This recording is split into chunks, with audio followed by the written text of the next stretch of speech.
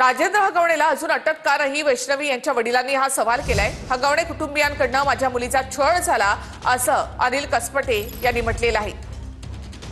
वैष्णवीचे आई वडील यांनी हगवणे कुटुंबियांवर गंभीर आरोप केले आहेत। वैष्णवी या राष्ट्रवादीचे नेते राजेंद्र हगवणे यांच्या सून होत्या। सासू नवरा नणंद अटकेत आहेत, तर दीर आणि सासरे राजेंद्र हगवणे यांचा सध्या पोलीस शोध घेत आहेत। 3 दिवस त्यांच्या घरात तमाशा झालेला आहे।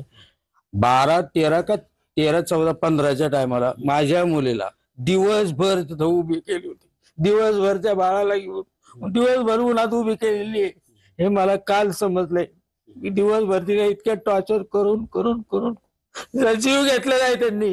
की आज 16 तारखेपासून आज 21 तारीख आहे। 21 तारखेपर्यंत आज 6 दिवस का 7 दिवस झाले।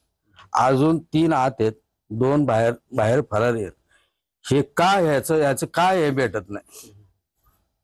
हे राजकीय का हे आहे की आणखी काय?